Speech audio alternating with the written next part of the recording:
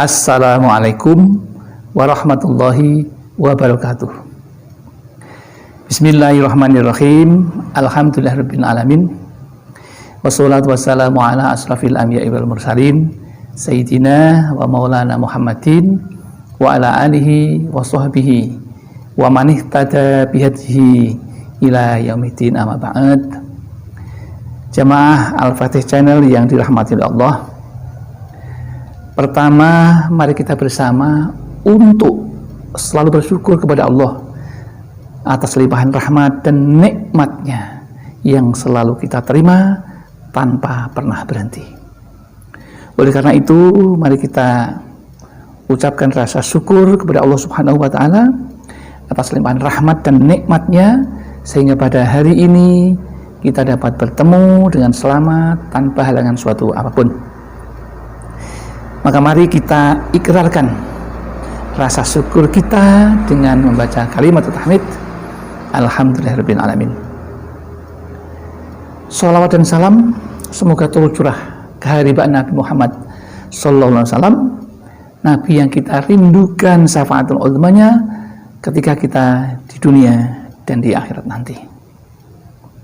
Selanjutnya ingin kami berbagi kepada saudara-saudaraku tentang ilmu yang bermanfaat untuk kita. Apa itu? Yaitu tentang kabar kebaikan yang semoga bermanfaat dengan judul barangkali inilah penyebab doamu belum terkabul. Yuk kita ikuti tipsnya. Kami percaya jamaah Al-Fatih Channel setiap saat, setiap waktu selalu berzikir kepada Allah. Lebih-lebih ketika selesai sholat fardu, tentu tidak akan pernah lepas dari yang namanya berdoa kepada Allah. Mungkin tidak hanya berdoa, tapi juga bersolawat kepada Rasulullah. Tapi ternyata sampai saat ini masih ada yang bertanya, mengapa doaku belum terkabul? Lalu sebagai orang yang beriman bagaimana menghadapi kenyataan yang semacam ini? Ya. Namun kami yakin bahwa orang yang beriman tentu akan bermuhasabah. Tidak akan begitu mudahnya mengatakan seperti itu, apalagi itu kepada Allah Subhanahu wa Ta'ala. Itu namanya berkeluh kesah yang Allah tidak suka dengan itu. Karena kalau Allah itu diprasangkai baik, maka Allah juga akan berprasangka baik kepada kita. Begitu juga kalau Allah itu diprasangka buruk, maka kita juga akan diprasangka buruk oleh Allah.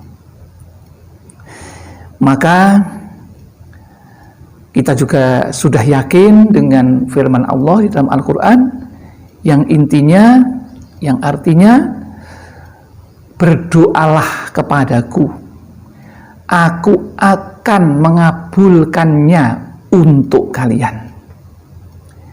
Di dalam surat Al-Quran, surat Al-Ghafir ayat 60. Itu Allah sudah memerintahkan. Tetapi tentu yang dikabulkan itu bukan tanpa syarat. Tentu ada syarat-syarat yang harus dipenuhi. Seperti yang diceritakan pada kisah ini. Pernah ada seorang berkeluh kesah kepada Ibrahim bin Adham. Ada apa dengan kita? Kita selalu berdoa, tapi belum juga dikabulkan. Itu seseorang mengeluh seperti itu. Terus bagaimana jawaban dari Ibrahim bin Adham ini? Beliau mengatakan, kamu atau kalian doanya belum dikabulkan itu karena kalian satu, mengenal Allah, sudah tahu Allah Azza wa Jalla, tetapi tidak menaatinya. Ini faktor yang pertama. Taat bagaimana? Taat itu taat yang diperintahkan dan menjauhi larangan. Apakah sudah seperti itu kita? Ya. Jadi jangan menuntut tetapi tidak pernah mengoreksi kepada diri kita seperti apa kita di hadapan Allah. Dengan perintah-perintah Allah bagaimana? Yang pertama, sudah menaati belum? Mari kita bertanya kepada diri kita sendiri. Yang kedua, mengenal Rasulullah Shallallahu Alaihi Wasallam, tapi tidak mengikuti sunnah-sunnahnya. Barangkali itu belum. Ya, sunnah Rasul banyak sekali. Ya, misalnya tidak boleh menggunjing, tidak boleh memfitnah, tidak boleh ghibah, tidak boleh namimah. Apakah kita sudah bisa mengikuti semuanya? Rasulullah juga tidak senang dicontohkan, Rasul tidak pernah tertawa terbahak-bahak. Apakah kita sudah bisa seperti itu? Itu contoh saja.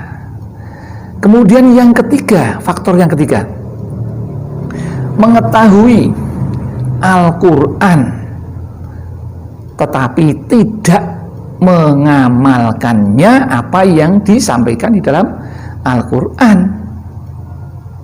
Membaca saja mungkin jarang, padahal itu perintah. Ya, itu faktor yang ketiga. Sekarang faktor yang keempat, apa kira-kira?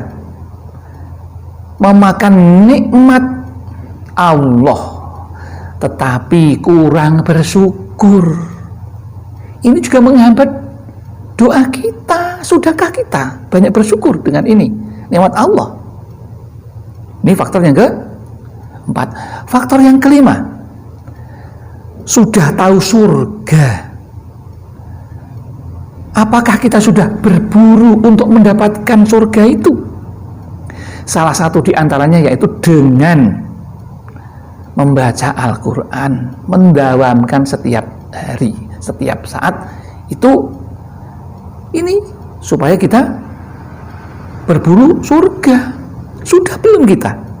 Nah, faktor yang keenam yang menyebabkan doa kita belum terkabul, ini itu tahu ya, neraka tetapi tidak lari darinya. Lari dari neraka itu bagaimana? Banyak membaca istighfar, membaca khauqolah, banyak membaca tasbih, banyak membaca tahlil, banyak membaca takbir. Sudah belum? Ini faktor yang keenam yang menghambat doa kita. Jadi kita harus bijaksana jadi orang. Ya, jangan mudah menuntut, apalagi suudzon kepada Allah. Kok belum dikabulkan doa saya? Nah, itu kan namanya gersuloh, namanya suhtin, ya, menggerutu.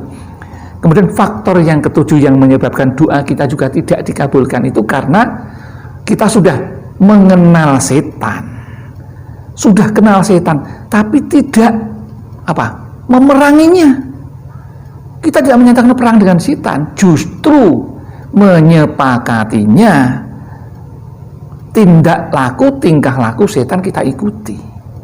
Ini juga akan menghambat doa-doa kita untuk diterima oleh Allah. Meskipun Allah sudah mengatakan akan dikabulkan, tapi juga ada syaratnya. Nah, yang ketujuh. Sekarang yang kedelapan. Ini tahu, kita tidak tahu kematian, bahwa kita itu akan mati, tapi tidak mempersiapkannya. Sudahkah ya saudara? Jujur, sudahkah saudara mempersiapkan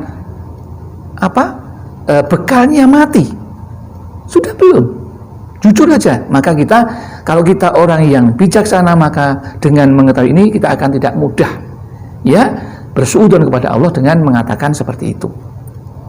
Itu faktor yang ke-8. Faktor yang ke-9, ya, kita sering takziah dan ikut memakamkan orang yang sudah meninggal. Tetapi apakah kita sudah bisa mengambil pelajaran dari meninggal itu? Sehingga orang menjadi tidak sombong bahwa kita itu besok akan menjadi tanah lagi, asalnya dari tanah kembali kepada tanah. Ketika berkuasa sombongnya luar biasa, dolimnya luar biasa. Jadi pimpinan juga tidak bijaksana, tidak adil. Ini kalau kita ingat seperti itu, maka doanya seorang pimpinan akan dikabulkan. Coba, sudah belum? Kita sudah belum nih? Yang ke-9 nih. Sering datang takziah ke orang yang meninggal, bahkan mengantar jenazahnya, tapi tidak pernah mengambil hikmah bahwa kita suatu akan seperti itu. Sudah belum kita? Ayo kita koreksi. Kemudian yang ke-10, ya, yang ke-10 faktor yang menyulitkan doa kita dikabulkan ini, yaitu kalian melupakan aib diri sendiri, celah kita sendiri, kekurangan kita sendiri, kejelekan kita sendiri, tapi justru malah mencari-cari, sibuk mencari-cari kejelekan orang lain. Nah, inilah ke-10, inilah hal yang kadang tidak kita sadari, tapi kita banyak menuntut kepada Allah. Bahkan ada yang mengatakan, berapa bulan saya baca doa ini kemudian Allah akan mengabulkan. Itu juga tidak boleh kita berkata seperti itu suudzon. Kita mengatur-ngatur Allah namanya. Kita nggak boleh seperti itu, ya. Nah, maka dengan mengetahui 10 faktor yang menghambat, dan itu datang dari diri kita sendiri, ya, masih ada faktor yang berada di luar itu, lain waktu akan kami sampaikan, ya. Ini faktor penyebab doa kita belum dikabulkan yang datang dari kita sendiri. Jadi kalau kita sudah bisa 10 itu kita penuhi, insya Allah doa kita akan segera dikabulkan, ya. Kemudian bagi kita supaya diridhoi oleh Allah, maka berusahalah ini pelajaran untuk kita pahami. Mari kita kerjakan yang 10 ini, ya, supaya kita bisa dikabulkan doa-doa kita. Demikian yang dapat kami sampaikan, mudah-mudahan ada manfaatnya. Kami akhiri pertemuan kita dengan alhamdulillahirabbil alamin. Barangkali ada kesalahan, kekhilafan karena kami merasa masih fakir akan ilmu, masih kekurangan dalam segala hal, tempatnya salah, lupa, maka mohon dibetulkan kalau ada yang salah, dan mudah-mudahan Allah mengampuni, dan ada benarnya semata-mata Allah yang punya. Akhirul kalam, billahi wal hidayah wal inayah wal barakah. Assalamualaikum warahmatullahi wabarakatuh.